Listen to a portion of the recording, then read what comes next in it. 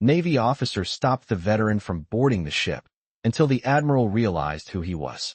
Hello everyone. Before we begin today's story, I have a small favor to ask. Please hit subscribe and turn on the notification bell so you never miss our channel's new videos. It's quick, free, and the best way to support us in bringing you more dramatic stories. Your support means the world to us. Where are you watching from? Drop your city or country in the comments below. Thank you very much. Now, let's dive into today's story. It was a cold morning at the naval base. The sun barely peeked through the fog that hung over the tarmac as sailors rushed to prepare the ship for its departure. Among them, a veteran in his 80s, dressed in a faded jacket and worn jeans, made his way toward the ship. His pace was slow, but determined. His eyes scanned the towering vessel as he approached the entrance, where a young Navy officer stood guarding the gate. The officer, no older than 25, looked at the veteran with a mix of indifference and suspicion. "Hold it, old man," the officer barked. "This is a restricted area. You can't just walk onto this ship without proper clearance. Step aside." The veteran didn't flinch. He simply met the officer's gaze, his hands resting on his cane. He had been through far worse than this in his lifetime, and nothing in this world could rattle him now. The officer eyed the man's simple attire and continued his aggressive stance. "You're trespassing. I'll have to report you if you don't leave now." The veteran said nothing. His silence was as loud as a thunderclap, challenging the officer's authority without uttering a single word. The young officer's impatience grew. "I said, step aside, or I'll have to call for backup," he threatened, his voice rising. Just then, the veteran spoke softly. "I'm here to see an old friend. His name is Admiral Wallace." The officer snorted, clearly not impressed. "Right, sure you are. I don't know who you think you're fooling, but Admiral Wallace doesn't have any friends like you. Now, I suggest you turn around and leave before things get ugly." The veteran's hand reached into his jacket, pulling out a small, worn pin. It was an old military insignia, faded with age, but still clearly visible. He held it up for the officer to see. The officer's eyes narrowed. "What is that supposed to be? Some kind of trinket? A fake?" The veteran didn't respond. Instead, his eyes drifted off to the side, lost in a memory. The sound of the officer's voice faded as the world around him seemed to blur. The veteran's mind wandered back to a time long ago, to a jungle far from home, where the roar of helicopters filled the air. He was young then, just a soldier, fighting for survival. He remembered the moment he saved Admiral Wallace's life, dragging him out of the firestorm of enemy fire and bringing him to safety. Wallace had always promised to repay him, but the veteran never asked for anything in return. That promise was enough. But now, standing outside the ship, the officer's mocking tone brought the past rushing back like a wave crashing onto the shore. "Get a grip, old man." The officer sneered, still dismissive of the veteran's presence. But before the veteran could respond, a shadow loomed over them. The sound of approaching vehicles interrupted the standoff. The officer looked up, confusion spreading across his face as a convoy of black SUVs screeched to a halt nearby. Doors slammed open, and several men in sharp military uniforms stepped out. The lead figure, a tall and imposing man with 4 silver stars on his shoulders, walked straight toward the gate. The officer froze in place. He knew who this man was. It was Admiral Wallace. As the Admiral approached, he locked eyes with the veteran. There was a moment of recognition, a silent acknowledgement that passed between them. The Admiral's face softened, and without a word, he snapped to attention, raising his right hand in a sharp salute. The officer stood there, rooted to the spot, his mouth agape. The veteran, who had been nothing more than an old man in the eyes of the officer, was now a legend in the eyes of the Admiral. Wallace turned to the officer, his voice calm but commanding. "This man," he said, his tone full of respect, "is one of the finest I've ever known. He saved my life, and he will always have a place on this ship." The officer, his arrogance deflated, stammered, unable to respond. He stood there, speechless, as the veteran was ushered past him and onto the ship. The Admiral's salute lingered in the air, and for the first time, the officer felt the weight of his own disrespect. The veteran had not needed to prove anything to him. The respect he had earned in the field, in the heat of battle, was enough. And as the ship sailed away, the officer was left with the painful realization that sometimes The greatest heroes are the ones who never ask for recognition. The officer stood frozen, his eyes wide, watching as Admiral Wallace turned his gaze toward the veteran, his stern expression softening with recognition. There was no longer any room for doubt. The man he had so easily dismissed was a living legend, a man whose actions had saved countless lives, a man who had earned the respect of those who truly understood the cost of battle. The officer swallowed hard, his face flushed with embarrassment. The Admiral, with his polished shoes clicking sharply against the tarmac, walked past him without so much as a glance, heading directly toward the veteran. The rest of the naval officers and enlisted personnel who had gathered at the gate stood silently, their eyes fixed on the veteran as he moved past them with the grace of someone who had been there before. It was as though the entire base had come to a halt. The air seemed to thicken, the weight of the moment sinking in. The officer was still standing, rooted to the spot, unable to find the words to make it right. He had judged too quickly, too harshly, and now the truth had come crashing down upon him. The Admiral's presence seemed to carry a power of its own, a quiet authority that commanded respect without needing to shout. As the Admiral and the veteran reached the ship's entrance, the crew members who had been standing watch snapped to attention, their faces reflecting a mixture of awe and reverence. No one moved, not even a muscle, as the veteran was escorted up the ramp. "Admiral Wallace, sir," the veteran said softly, his voice carrying a depth of history, of battles fought and promises kept. "It's been a long time." Wallace turned to face him, his expression shifting to one of quiet appreciation. "Too long, my friend. You're always welcome here." With that, the veteran stepped onto the ship, his journey complete, his place on the vessel secure. The officer, still standing outside the ship's entrance, felt the weight of his mistakes sink in. He had never expected this. Never imagined that the old man, the one he had so easily dismissed, would turn out to be someone of such importance, such stature.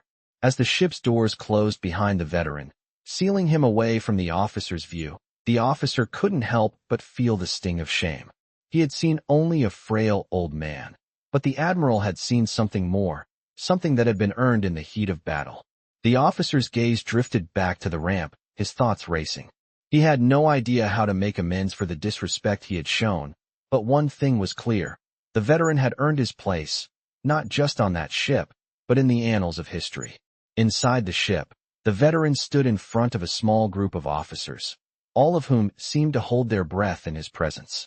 Wallace stood beside him, his voice low but commanding. "Gentlemen, this is the man who saved my life. Sergeant Major John Miller.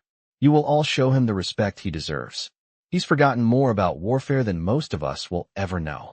The officers saluted, some with more sincerity than others, but all with a clear understanding that this man was no ordinary civilian.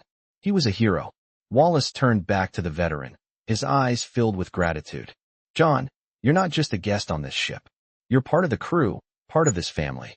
I've been trying to track you down for years. This ship, this crew, everything you see here, it's all yours if you want it." The veteran, his face weathered with age and experience, looked up at Wallace, his eyes clouded with emotion. "I never asked for any of this, George," he said quietly, his voice cracking with the weight of years. "I did what I had to do. I didn't do it for glory. I did it for the men I was with. For you." Wallace placed a hand on his shoulder, his expression hardening with the weight of their shared history. "You did it for all of us, John. And you're not getting away this time. This time, I'm here to make sure you're treated like the hero you are." As the crew went about their duties, moving around the veteran and the Admiral, a sense of quiet reverence filled the ship. The veteran had long since been forgotten by most, but not by those who had served beside him. As the ship pulled out of port, the officer who had once dismissed him stood on the dock, watching it sail into the distance. He would never forget the moment he learned just who the old man truly was. And he would never forget the lesson he had learned. Never judge a man by his appearance, especially not a man who had seen the horrors of war and lived to tell the tale. The ship sailed through the calm waters, leaving the base behind, its engines humming steadily as the veteran, Sergeant Major John Miller, stood at the bow, feeling the wind tug at his weathered face. The Admiral, George Wallace, stood beside him, silently watching the vast expanse of ocean ahead. It had been a long time since they had shared this kind of peace. The world they once knew was long gone, replaced by the quiet of aging and the toll that war had taken on them both. But for the first time in years, the veteran felt a sense of belonging, a recognition of the sacrifices he had made and the lives he had saved. As the ship glided through the water, the crew went about their duties, but there was an unmistakable shift in the air. There was no longer a sense of indifference toward the old man who had been dismissed so easily by the young officer at the gate. The respect he had earned in the shadows of battle was now fully realized. The young sailors, many of whom had grown up hearing the stories of legendary heroes, now looked to him with admiration, their voices lowered in reverence whenever he passed by. Wallace caught Miller's gaze and smiled, the two old friends silently acknowledging the unspoken bond between them. "You know," Wallace began, his voice carrying a touch of nostalgia, "I've been trying to track you down for years. You were always a ghost, slipping through the cracks, never asking for recognition." Miller gave a small, almost imperceptible smile. "I didn't want recognition. I wanted to make sure the men came home. That's all I ever wanted." Wallace nodded, his eyes darkening with the weight of their shared history. "I know, but that doesn't mean the world shouldn't know what you've done, what you still do." The Admiral paused, then turned to face the veteran fully. "The crew respects you, John. You've earned their trust, and now, you've earned mine. I want you to stay here, as part of the crew. I need someone like you." Miller's eyes softened. The offer was unexpected, yet not entirely surprising. For so long, he had been a man without a place, a shadow in the background of military history, forgotten by most, but not by those who truly knew the cost of battle. Now, here he was, being offered a place among those who had long admired his legend. But the veteran shook his head slowly. "I've served my time, George. I'm not here for a medal or a title. I've got my memories, and that's enough." Wallace didn't argue. He knew the weight of Miller's words all too well. The veteran had never sought accolades. He had only ever sought to save those who couldn't save themselves. And now, in the twilight of his years, he was still carrying that burden. But that didn't mean Wallace wouldn't continue to fight for him. He owed him that much. "I understand," Wallace said quietly. "But just know that if you change your mind, you'll always have a place here. This ship, this crew, they're all yours, as much as mine." Miller didn't respond immediately. Instead, he gazed out at the horizon, lost in thought. The sun was beginning to dip below the waterline, casting a golden glow across the sea. It was a beautiful sight, one that reminded him of his younger days, when he had fought beside men who were now long gone. The weight of those memories hung heavy on his heart, but he carried them with pride. "I've seen enough of the world, George," Miller said finally, his voice rough but resolute. "I've done what I needed to do." Wallace placed a hand on his shoulder, understanding the depth of his friend's words. "You've done more than enough. And if you ever decide you want to stay, we'll be here." The two men stood in silence for a long while, watching as the last rays of the sun disappeared beneath the waves. It was a quiet moment, one that spoke volumes without needing to be said. As the ship sailed into the night, the veteran stood tall, no longer a forgotten hero, but a man whose story would be remembered by those who truly understood the cost of war. He had earned his place, not just on the ship, but in the hearts of those who had served with him, and in the legacy of a life lived with honor. The crew, now fully aware of the legend among them, would carry that respect with them every day. And for the veteran, that was enough. The next few days aboard the ship were quiet, but in the air, there was a palpable shift. Sergeant Major John Miller, once a forgotten hero, had become an integral part of the crew. He moved about the ship with a quiet confidence, never drawing attention to himself, but always respected by the sailors and officers alike. They didn't know the full extent of his story, but they had come to recognize the weight he carried with him, the history embedded in his every step. Admiral George Wallace had made sure of that. He had spread the word to the crew, telling them about the man who had saved his life, who had faced death countless times and walked away unscathed, a man whose experiences were far beyond anything any of them could understand. The veteran didn't ask for recognition, but Wallace ensured he received it, quietly encouraging the crew to show respect. There was an unspoken understanding between them all. Miller had earned his place on the ship, not because of who he was on paper, but because of who he had been when it mattered most. One evening, as the ship sailed through calm seas under a starlit sky, Miller found himself standing alone on the deck, looking out over the water. The gentle breeze tugged at his jacket, and he felt the familiar ache in his bones, a reminder of all the years spent in service. His mind wandered back to the men he had lost, the friends he had made, and then watched fade away, their names etched into his memory.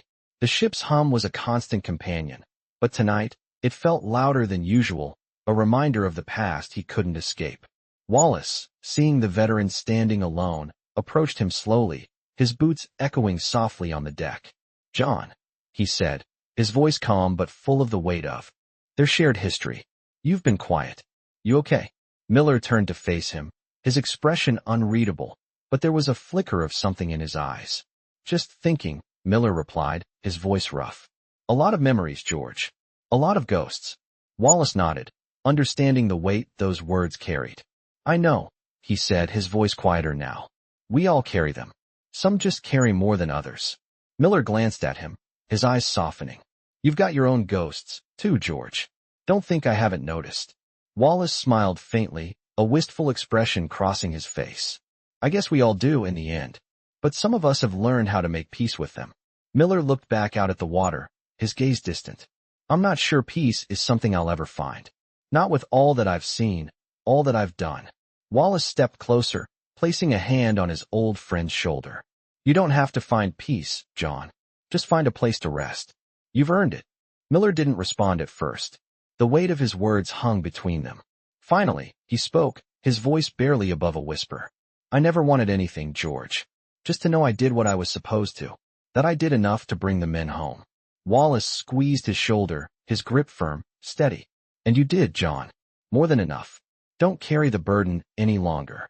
You've earned the right to rest." Miller turned his gaze to the Admiral, his face softening for the first time in days. "Maybe you're right," he said quietly. "Maybe it's time I let go of some of those ghosts." The two men stood there in silence for a while, watching the stars flicker above them, the weight of their pasts mingling with the quiet of the present. It was a rare moment of peace for both of them, an understanding that transcended words. As the night wore on and the ship continued its journey through the vast ocean, Sergeant Major John Miller felt something shift within him. He had fought for so long, carried so many burdens, that he had forgotten what it felt like to simply be. But in that moment, standing alongside his old friend, he felt a flicker of something he hadn't felt in years, hope. Not for the past, but for the future. A future where he could rest, knowing that his place in history was secure, his sacrifices honored.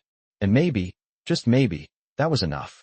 The days that followed on the ship seemed to blur into one long stretch of quiet routine. The veteran, Sergeant Major John Miller, had found his place among the crew. No longer just the man who had been dismissed at the gate, he had become a symbol of something greater, of sacrifice, honor, and the relentless pursuit of duty, no matter the cost. Wallace watched from his office as the crew went about their tasks with newfound respect for the old man. It was a small shift, but it mattered. It mattered more than anyone could put into words. One afternoon, as the sun hung low in the sky, casting a warm glow across the ship, Miller found himself in the mess hall. It was one of the few times he allowed himself to be surrounded by others. He had always been a man of solitude, a man who preferred the quiet of his own thoughts. But today was different. Today, the crew had invited him to share a meal. The chatter around him was lively, filled with the usual banter of sailors, but there was something else now. The respect for Miller was evident in the way they spoke to him, in the way they made space for him at the table. Wallace walked in, his presence still commanding, but today he looked relaxed, at ease. He made his way to the table where Miller sat, surrounded by younger officers. "Mind if I join you, John?" Wallace asked, his voice light, but carrying the weight of their shared history. Miller looked up, his face softened by a rare smile. "I was wondering when you'd show up, George." Wallace chuckled and sat down beside him, the two old friends sharing a moment of comfort amidst the bustle of the crew. As the meal went on, Wallace's eyes kept drifting to the veteran. There was something about Miller that had always captivated him, something more than the quiet strength he exuded. It was the way he carried himself, the way he never sought attention, yet commanded it without uttering a word. "You know," Wallace said, breaking the silence that had fallen over them, "you've earned more respect than you know." Miller looked up at him, his gaze steady. Respect doesn't come easy, George. I've earned it in the field, not in a mess hall. Wallace nodded, his smile fading slightly. I know. But here, it's different. You've earned it here too. They all see it now. The veteran didn't respond immediately. Instead, he looked around the room at the sailors and officers who were laughing, talking, and sharing stories. It was a simple scene, but to him, it was everything. It was the peace he had longed for, the camaraderie he had fought for, even when it felt like the world had forgotten him.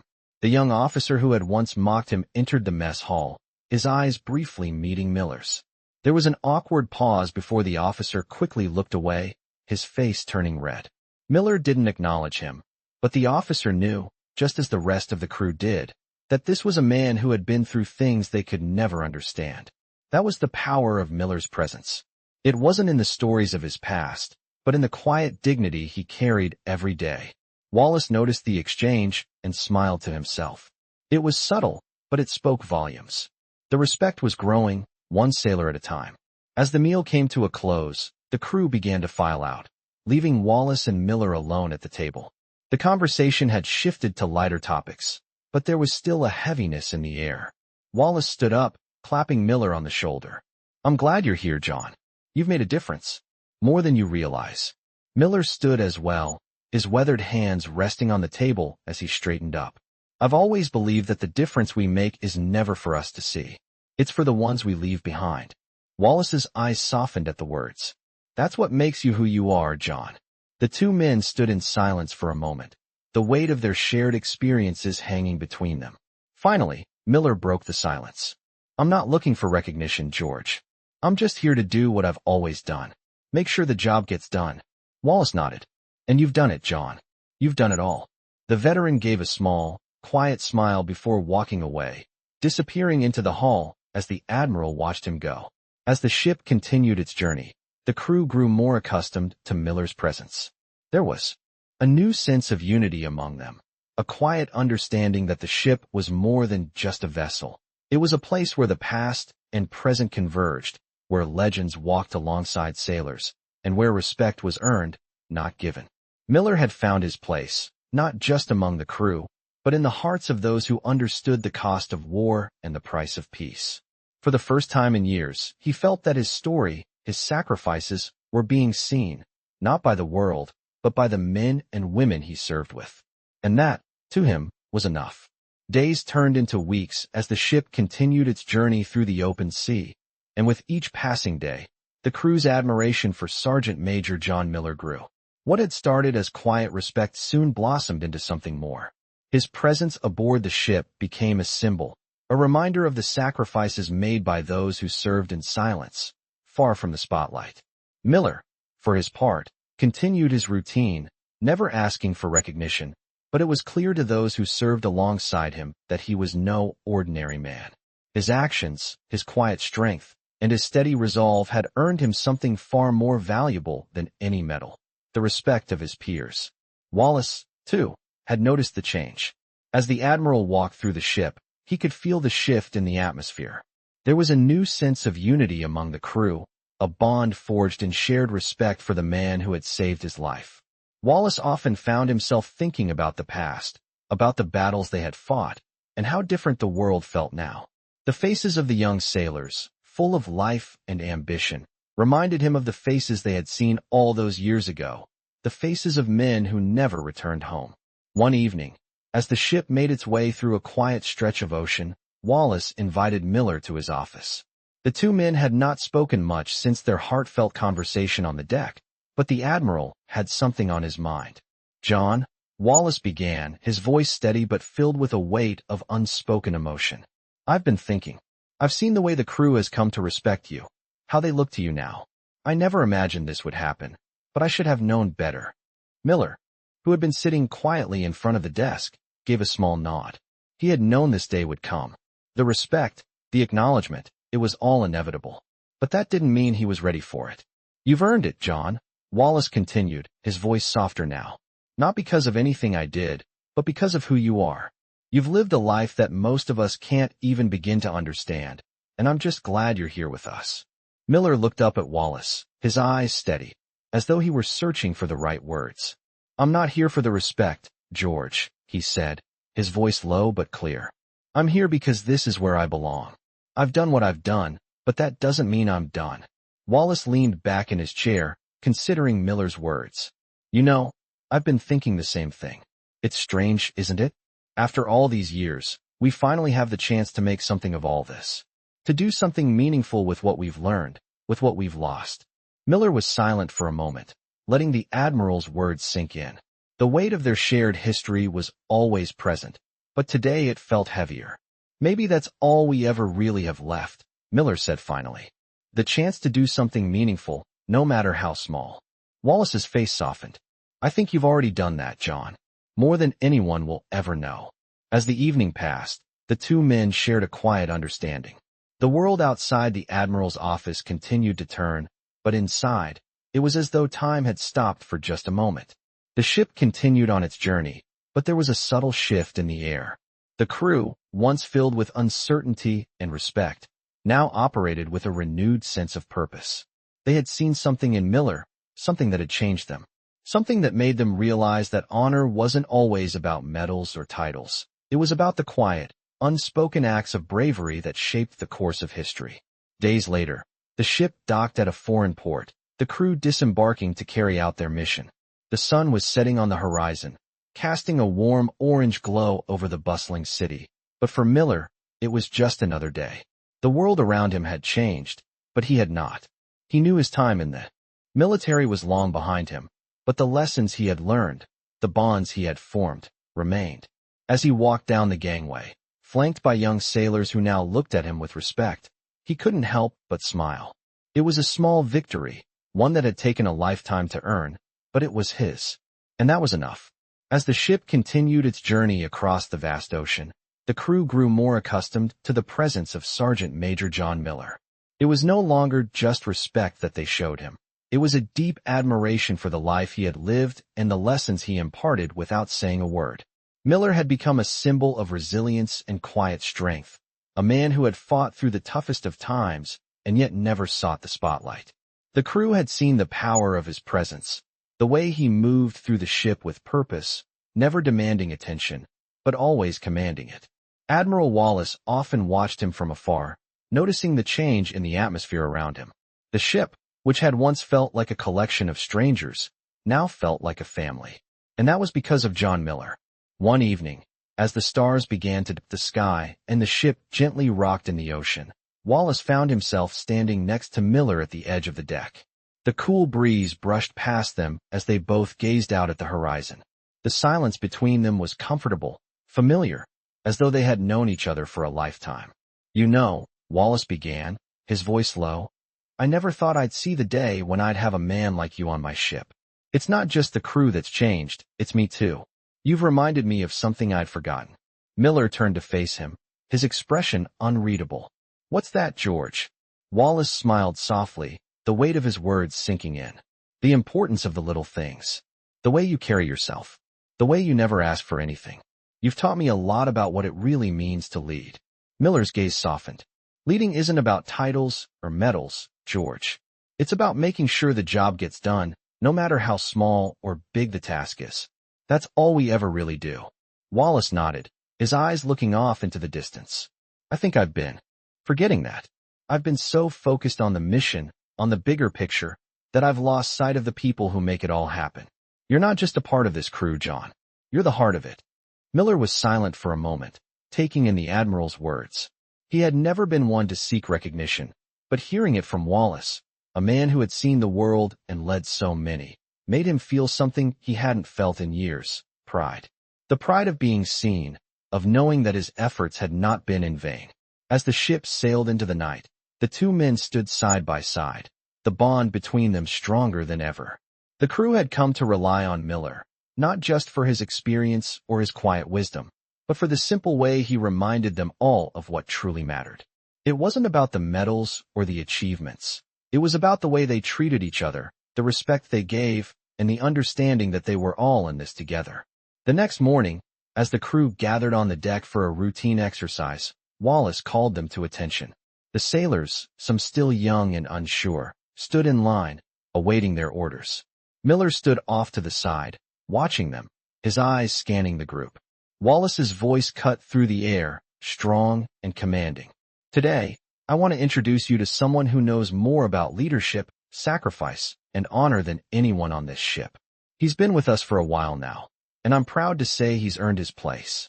Sergeant Major John Miller, stand forward. The crew, who had grown accustomed to his quiet presence, now turned to face him. They hadn't heard him speak much, but they had seen his actions, the way he moved with purpose, the way he commanded respect without needing to raise his voice.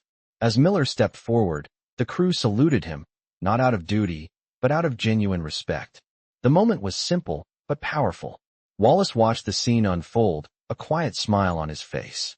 He knew that Miller didn't need the fanfare, but today, he was going to give him something that no one could ever take away: acknowledgement. This man has served this country with honor, Wallace continued. He's saved lives, he's sacrificed, and he's never asked for anything in return. He's the kind of leader we should all aspire to be, and I'm proud to call him my friend. The crew stood in silence for a moment, the weight of Wallace's words settling in. Then, one by one, they began to clap, slowly at first, then building into a full-throated cheer. Miller stood there, unmoving, his eyes scanning the faces of the men and women around him. For a moment, he was just a man, no longer a legend, no longer a ghost of the past. He was part of something bigger, part of a crew that saw him for who he truly was. As the applause died down, Miller looked up at Wallace, his face softening. "You didn't have to do that, George," he said quietly. Wallace placed a hand on his shoulder, his voice filled with sincerity. "Yes, I did. You earned it, John. You always have." And in that moment, Miller realized that perhaps he had finally found a place where he belonged. Not just on the ship, not just in the service, but in the hearts of those who had come to respect him, to see him not as a ghost of the past, but as a man who had lived, who had fought, and who had earned every bit of the recognition he had been given. The journey was far from over, but for the first time in a long time, Miller felt like he was truly home. Weeks had passed since the crew's recognition of Sergeant Major John Miller, and the ship had seen more than its fair share of challenges. The vast ocean, while calming, was also unforgiving, and the ship's mission was far from over. But through it all, there was a shift in the air. It wasn't just the veterans' quiet wisdom that had changed the crew, it was the understanding that they were all, in some way, part of a larger story. A story that was written not just in medals or accolades, but in the daily choices they made. The crew now moved with a sense of purpose, a sense of unity that hadn't been there before. And it wasn't just the respect for Miller that had fostered this change, it was his leadership, his example. One morning, as the ship cruised through a particularly rough patch of sea, Wallace found himself in the mess hull, alone, looking out the porthole. The waves crashed violently against the hull, and the ship rocked back and forth with the force of the storm. But for the Admiral, the storm was nothing new. What unsettled him was the growing realization that the world he had known, the military that had defined him, was slowly shifting. The faces of the young sailors, those who had once been so eager to rise through the ranks, to prove themselves, now carried a different look. It was a look of purpose, a look of understanding. They had seen in Miller something they hadn't expected, something that couldn't be learned in a classroom or on a battlefield. They had seen the power of humility, of quiet strength. Wallace turned as the door to the mess hall opened, and Miller walked in, his gaze steady and calm, as always. He moved through the room with a grace that belied his age, his every step measured and purposeful. He didn't speak much, but when he did, his words carried the weight of years spent in the crucible of war. "Morning, John," Wallace said, his voice low but filled with respect. "How's the crew holding up?" Miller paused for a moment, considering the question. "They're doing fine," he replied. "More than fine. They're starting to get it. The ones who really matter." Wallace nodded, his eyes softening as he studied his old friend. "You've done something, you know," he said quietly. "Something I don't think I could have done." Miller raised an eyebrow, clearly intrigued. "What's that?" Wallace gave a small smile. "You've taught them to lead by example, to understand that leadership isn't just about orders. It's about earning respect, and it's about showing up every day. It's about doing the right thing, even when no one is watching." Miller considered his words carefully before responding. "I never wanted to be a leader. I never wanted to be the one anyone looked to. I just did my job. Wallace chuckled softly. And that's what made you a leader. You never cared for the spotlight, but you were always there when it counted. Miller's expression softened, but his gaze remained steady. Maybe that's all any of us can do. Be there when it matters. And when it's over, know you did what you could. Wallace leaned back, his eyes drifting out the porthole as the ship rocked again. I think that's the most important lesson any of us can learn, he said, his voice distant. You've made the crew better, John. You've made all of us better. The silence between them wasn't uncomfortable. It was a shared understanding, one that had been built over years of service, of war, and of surviving it all. Miller nodded, but he didn't say anything more. He never had been much for words. His actions, the way he moved through the world, spoke volumes. As they sat together, the crew began to file into the mess hall for their morning meal. The chatter was light, but it wasn't the same as it had been when Miller first came aboard. There was a new sense of camaraderie, a sense of respect that flowed through every interaction. The young sailors no longer looked at Miller with suspicion or judgment. They looked at him with the understanding that he had walked a path they would never fully understand, but one that had shaped him into the man he was. As the day wore on and the ship continued its course, Wallace found himself reflecting on the changes he had witnessed. The men and women aboard the ship had always been capable, always dedicated to the mission. But with Miller's presence, they had become something more. They had become a family, bound not by the uniform they wore, but by the quiet strength of the veteran who had shown them what true leadership looked like. The storm outside raged on, but inside the ship, there was a calmness. It was a calm that came not from the seas being still, but from the knowledge that no matter the challenges they faced, they were in it together. And in the end, that was what mattered. The ship, with its crew and its stories, sailed on, ever forward, into the horizon. As the days continued to pass aboard the ship, the crew's unity grew stronger, a direct result of the quiet strength that Sergeant Major John Miller had brought with him. The respect they had for him, initially earned through his actions and the tales Wallace had shared, had now blossomed into something more, a deep understanding that the veteran's influence was shaping them in ways they never expected. Miller never sought recognition. He had become part of the ship's fabric, not through words, but through the way he moved, the way he handled every challenge with the calm precision that only someone with his experience could muster. One evening, as the sun began to dip below the horizon, Wallace found himself standing on the deck again, his hands clasped behind his back. The ship was cutting through the water smoothly, the stars slowly appearing in the sky as night fell. It had been weeks since the storm they had weathered, but the rhythm of the sea never failed to bring a sense of tranquility, even for those who had lived through far worse. As he stood there, lost in thought, Miller appeared beside him, his presence as natural as the night sky above them. He had a habit of appearing at the most unexpected times, always with that same calm, collected demeanor that had become his trademark. "Beautiful night," Wallace said, breaking the silence as Miller stepped closer to him. Miller nodded, looking out at the horizon. "It is, but I've seen enough nights like this to know they don't last forever." Wallace glanced at him, a hint of a smile tugging at the corner of his lips. "You're right, but maybe it's the calm before the next storm." Miller turned his head slightly, his eyes meeting Wallace's. "Maybe, or maybe it's just the calm." Wallace looked at him for a long moment, the weight of their shared history hanging between them. "You've always been a man of few words, John. But I've learned that when you do speak, it matters." Miller gave a slight shrug, his gaze never leaving the water. "Not everyone needs to speak all the time, George. Sometimes, silence says everything that needs to be said." Wallace sighed softly, the weight of those words sinking in. He had spent his life leading with words, giving orders, making decisions that affected not just the men under his command but the course of entire missions. But Miller was different. The veteran had led through action, through the way he lived and the way he treated others. It was a lesson Wallace had learned the hard way. "I think I've spent too much time thinking I had to talk," Wallace said quietly, "trying to keep everything in motion with words. But what you've shown me, John, is that sometimes you just need to let things be. Let the crew figure it out. Let them lead in their own way." Miller finally turned to look at him, a small smile tugging at his lips. "You're getting there, George. One step at a time." The two men stood in silence for a while, the sound of the waves crashing against the ship's hull filling the space between them. It wasn't uncomfortable. It was a shared understanding, one that needed no words. As the night wore on, the crew below deck was preparing for a new mission.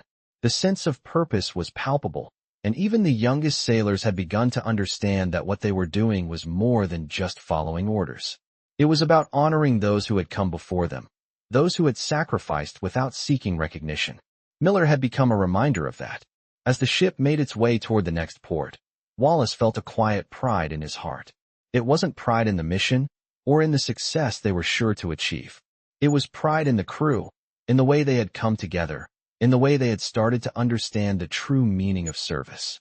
It was pride in John Miller, the man who had taught them all what it meant to lead. The next day, as the crew gathered to prepare for the new mission, Wallace watched as Miller walked among them. He didn't need to say anything. He didn't need to command attention. The crew parted to make way for him, not out of fear or obligation, but out of respect. Miller was more than a veteran. He was a living lesson in leadership, in sacrifice, and in the quiet strength it took to do what was right, no matter the cost. As Wallace stood at the front of the group, he knew that this mission, this journey, was more than just a military operation. It was about honoring those who had come before them and ensuring that their sacrifices were never forgotten. And in that moment, with Miller by his side, Wallace knew they would succeed. Not because of strategy or skill, but because they had learned the most important lesson of all: how to respect each other, how to lead with humility, and how to fight for something greater than themselves. With the crew ready and the ship prepared, Wallace gave the order to move out. The ship began its journey toward the next destination, the horizon ahead, filled with the promise of new challenges. But for the first time in a long time, Wallace felt ready to face them. Not alone, but with a crew that had become more than just a team. They had become a family. The days continued to blur together as the ship moved across the vast ocean. But one thing remained clear: the bond between Sergeant Major John Miller and the crew was unbreakable.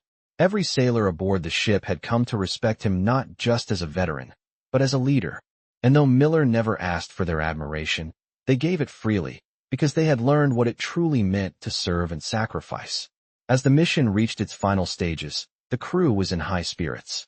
The tasks ahead were difficult, but they felt ready. They had faced the challenges of the sea, and now they were facing the challenges of war.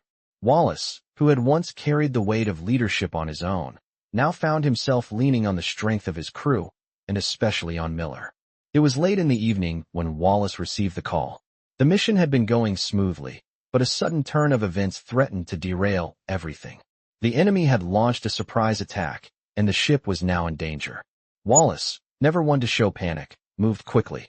He gathered the senior officers, and they went over the situation. The crew had trained for moments like this, but the tension was still thick in the air. The crew's eyes were on Wallace, waiting for instructions. But this time, Wallace didn't need to say much. He turned to Miller, whose face had remained calm throughout the briefings. "John," Wallace said, his voice steady, "we need you on deck. I need you to lead the men. They'll follow you." Miller nodded, his expression unwavering. "I've always been ready." With that, the crew snapped into action, the silent understanding between them clear. As the ship prepared to engage the enemy, Miller moved among the men, his calm presence grounding them. His experience in the field had taught him how to handle pressure, and now it was his turn to teach the others. He wasn't the one barking orders. He was the one showing them how to respond, how to act with dignity, and how to keep moving forward no matter the odds. The battle was fierce, and the ship took damage. But despite the chaos, the crew moved with a unity that had never been seen before. The younger sailors who had once been unsure of themselves now fought with the confidence of veterans. They trusted Miller, and they trusted each other. The ship's guns roared, and the crew worked tirelessly, their efforts guided by Miller's example. Through it all, Wallace kept a close watch on the progress, his admiration for Miller growing with every passing minute. The ship was battered, but it was far from broken. And as the enemy ships retreated, Wallace knew that it wasn't the weaponry or technology that had won them this battle. It was the heart of the crew, the unshakable resolve that had been built over months of hard work and camaraderie. As the dust settled, and the crew began to assess the damage, Wallace made his way to the deck, where Miller stood, overseeing the recovery efforts. "Well done, John," Wallace said, his voice filled with genuine pride. "You did it again." Miller turned to him, his face tired but calm. "We did it, George. We all did." Wallace looked out at the horizon, the ship now safe, and for the first time in a long while, he felt a sense of peace. "I couldn't have asked for a better crew," he said softly. "You've shown me what true leadership is, John. And for that, I'll never be able to thank you enough." Miller nodded, his gaze still on the crew below. "I'm not looking for thanks, George. Just a job well done." As the crew continued to repair the ship, Wallace took a moment to watch them. The young sailors, who had once been unsure of their place, now moved with purpose. They were no longer just following orders. They were leading in their own right, guided by the example set by Miller. And Wallace knew that, no matter where they went from here, the crew would always remember what they had learned from him, from each other, and from the quiet man who had shown them what it meant to truly serve. As the ship sailed on toward its next mission, the bond between the crew, and between Wallace and Miller, was stronger than ever. They had faced the storm and emerged victorious, not because of one man, but because of the unity they had built together. And that, Wallace realized, was the greatest victory of all. The days following the battle were a mixture of quiet recovery and growing respect. The ship was in the process of being repaired, but the damage had been less severe than anyone had expected. The crew, under the steady guidance of Sergeant Major John Miller, worked tirelessly, their focus sharper than ever. The unity that had been building over time had crystallized into something stronger.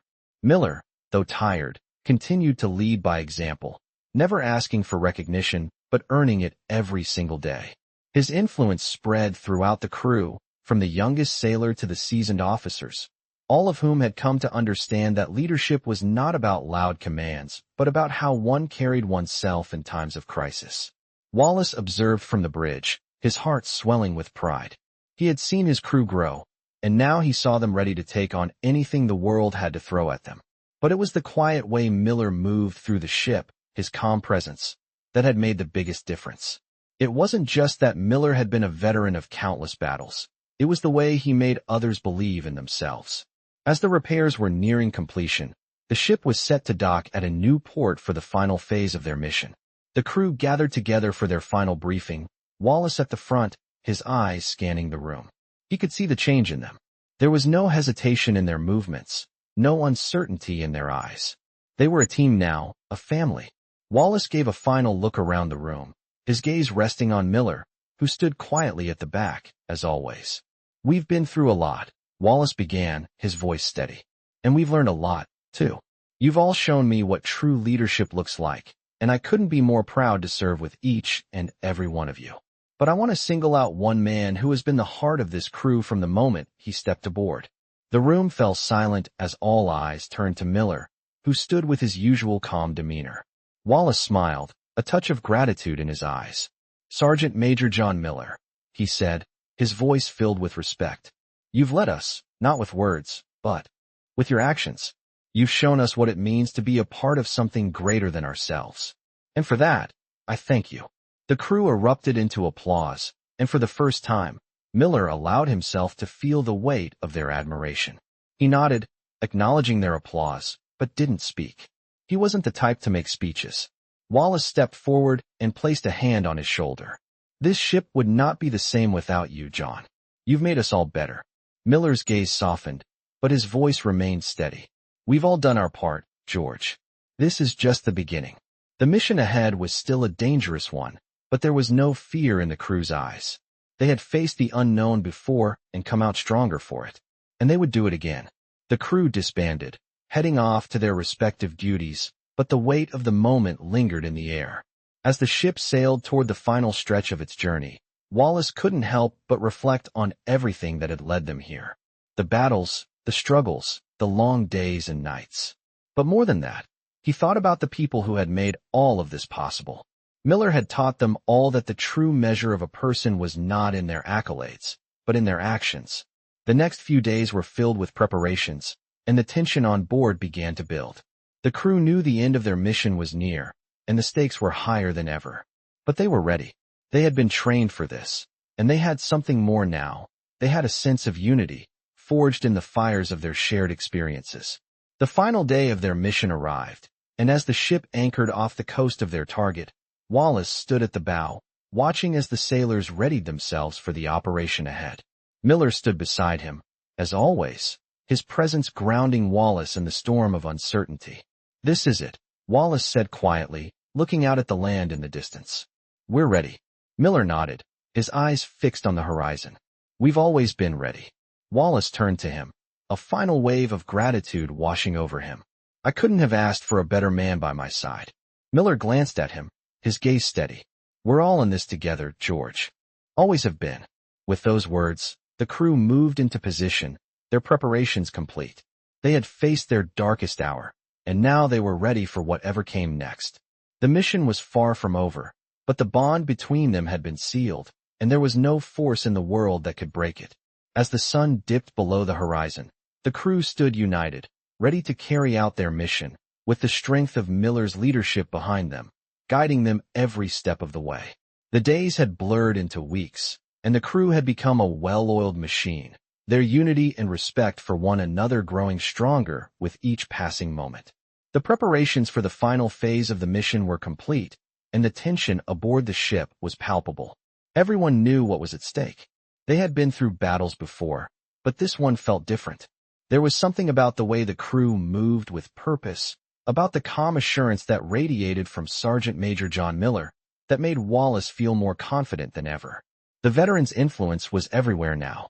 It wasn't just in the way the sailors followed his example. No, it was in the way they treated each other, in the way they worked together seamlessly. Miller had shown them what true leadership looked like, what it meant to serve not for recognition, but for the men and women beside you. Wallace had seen it firsthand.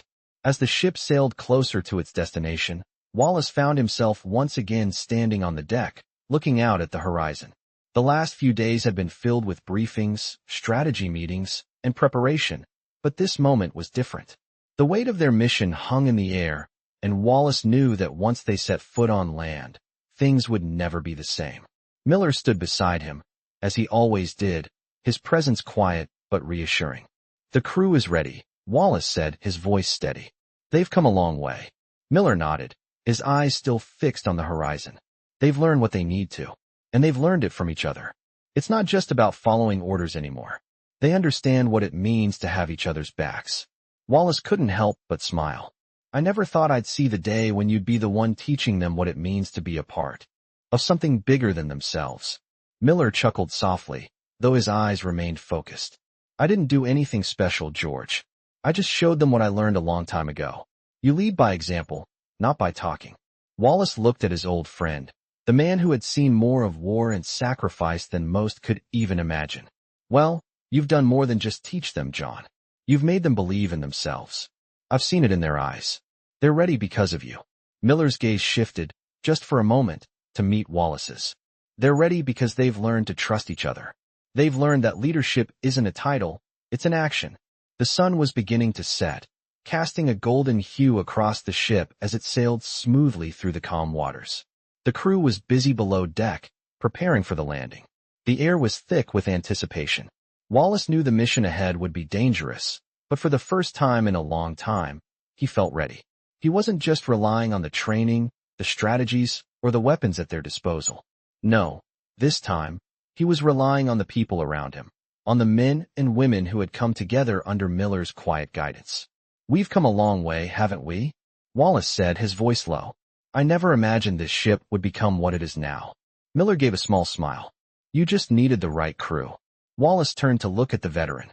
"I think we've all learned something from you, John." Miller didn't respond, but his eyes softened. For the first time, Wallace noticed something else in the veteran's gaze, a quiet sense of contentment. He had always been a man who carried the weight of his past with him, never asking for anything, never expecting recognition. But now, as the crew prepared for the mission ahead, Wallace could see it. Miller was ready to face whatever came next, not because he was looking for glory, but because he knew that he had done his part. The crew had become more than just a group of sailors following orders. They had become a team, a family, bound by the lessons Miller had taught them. The sense of camaraderie was stronger than any weapon, any strategy. They had learned to trust one another, to lead with humility, and to fight not just for victory, but for each other. As the ship neared its destination, the final phase of their mission drew closer. The crew was assembled once again, each member in position, ready for what was to come. Wallace stood at the front, watching as they took their positions, the quiet hum of the ship the only sound breaking the stillness. The tension was thick, but there was no fear in their eyes. They were ready, and as Wallace's gaze shifted to Miller, who stood slightly behind, the weight of their shared journey hit him once again. They had come so far, and now, together, they would face whatever lay ahead. The crew had learned to lead, to follow, and to fight, not for medals, not for glory, but for the mission, and for each other. As the final phase of the mission unfolded, the crew of the ship found themselves in the midst of a critical operation. They had prepared for this moment for weeks, months even, and now it was here. The stakes were higher than ever, but despite the danger ahead, there was a calm determination among the crew. They had been tested, and each of them had proven themselves in ways they hadn't expected. The leadership of Sergeant Major John Miller had been the foundation upon which their unity had been built, and as the mission began, it was clear that his influence would continue to guide them through the toughest moments. Wallace stood at the bridge, watching the crew move with precision and confidence. The sense of purpose that had developed over time was evident in every action, every word exchanged. They were no longer just following orders. They were working together, each person contributing their skills, their strengths, to make sure the mission succeeded. As the ship neared its target, Miller stood at the edge of the deck, his eyes scanning the horizon. He wasn't one for speeches, but his presence was enough. The men and women aboard the ship knew what they had to do. They had seen how Miller operated, calm under pressure, decisive when needed, and they trusted him. They had learned that leadership wasn't about giving orders. It was about showing up when it mattered, standing beside your team no matter the cost. Wallace approached Miller, his voice steady but filled with the weight of the moment. "Are you ready, John?" Miller turned to him, his gaze unwavering. "I've been ready for a long time, George. It's the crew that's ready now." Wallace smiled, a sense of pride swelling in his chest. "I've never seen them this focused, this unified. You've done something here, John." Miller nodded, his expression softening. "We've all done it. They've come together. That's what matters." The final orders were given, and the crew moved into position, each person knowing exactly what to do. The tension on the ship was thick, but it wasn't fear that filled the air, it was anticipation. They were about to face their toughest challenge yet, but they knew they weren't alone. They had each other, and they had Miller's example to follow. As the ship approached the shore, the mission's target came into view. The crew readied themselves for the operation. Wallace stood beside Miller, watching the men and women prepare. He had no doubts now. The crew was more than ready. They had proven themselves time and again, and today would be no different. The order came to deploy. The crew moved quickly, efficiently, their training and the bond between them kicking in. Miller stood at the front, guiding them with a calm presence, his every move deliberate and steady. It wasn't just his experience that led them. It was his ability to inspire confidence in those around him, to make them believe that they could accomplish anything together. The operation began, and chaos erupted. The team fought with everything they had, their training kicking in as they responded to every twist and turn of the mission. The enemy had underestimated them, and they quickly found themselves on the defensive. But the crew, led by Miller, held their ground. Wallace was there, too, working alongside them, giving orders, coordinating with precision. But he knew, deep down, that it was Miller's calm under pressure that was making the difference. As the battle raged on, the crew's resolve never wavered. They fought not just for the mission, but for each other.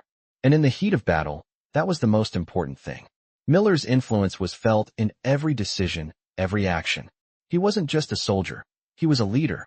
And through his leadership, the crew became something greater than themselves, an unstoppable force. The operation, though difficult, was a success. The enemy was driven back, and the crew had done what they set out to do. But the true victory wasn't just in the mission's success. It was in how they had come together, how they had trusted each other, and how they had learned to lead, not by words, but by actions. As the ship sailed back to port, the crew stood together, their faces marked with exhaustion but filled with pride.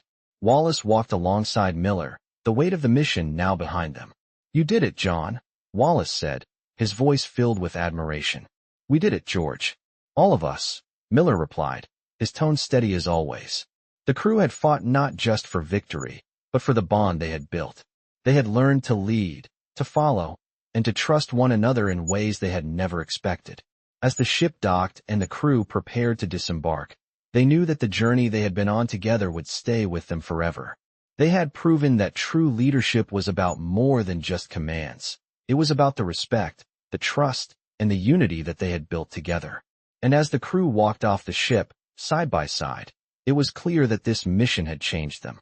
They were no longer just a group of individuals. They were a team, a family, bound by the lessons they had learned from one quiet, steady leader who had shown them the way.